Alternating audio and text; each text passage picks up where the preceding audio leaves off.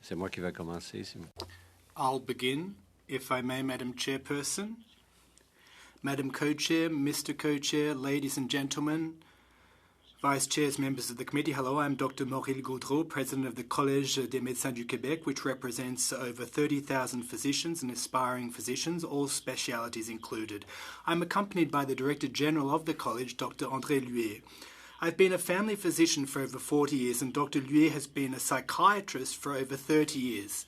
Thank you for welcoming us and allowing us to speak on the issue of disability and medical assistance in dying. First of all, I'd like to remind you that the mission of the Collège is to protect the public by offering quality medicine. We are a professional order that should not be confused with the medical federations that defend the interests of their members.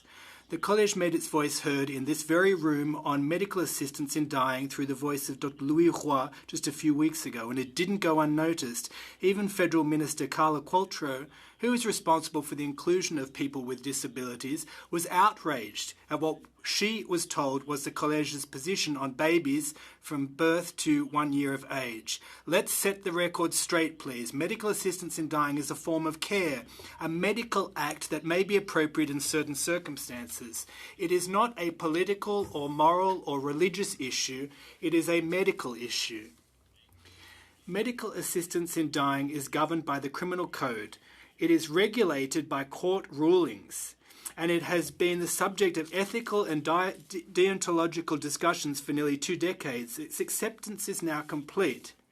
Society has evolved. There is a growing individualization of care. Now, each individual is taken into account as a whole and not just as a member of a reference or benchmark group. On the issue of babies from 0 to 1 year of age, the College believes that for this group as well, medical assistance in dying can offer an ethical and responsible alternative to avoid an unacceptable and unavoidable end of life in unbearable suffering. We have written a report on the issue of medical assistance in dying last December, or in December 2021, a rigorous report that required a year of reflection by recognised experts, including Dr. Luet, that required a year of reflection, as I said. We presented it to the Quebec government in December 2021.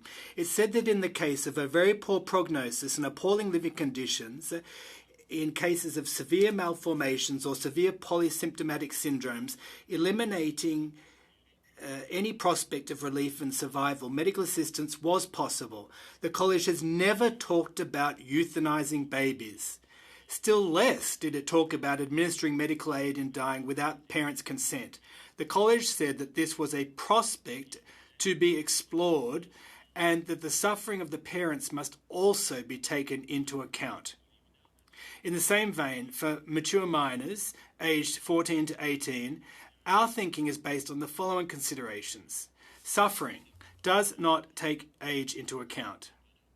Suffering has no age. The law already recognises the right of minors from the age of 14 to consent alone to certain types of care, such as abortion. The consent of the parents or guardian is mandatory when the care represents a serious risk to the health of the minor. On the issue of disability, the College believes that it causes suffering from some patients that is just as intolerable and unfortunately unbearable as in the case of certain serious diseases. From a medical point of view, physical and mental suffering can be assessed clinically, in particular by direct observation, a questionnaire and a clinical examination by the physician.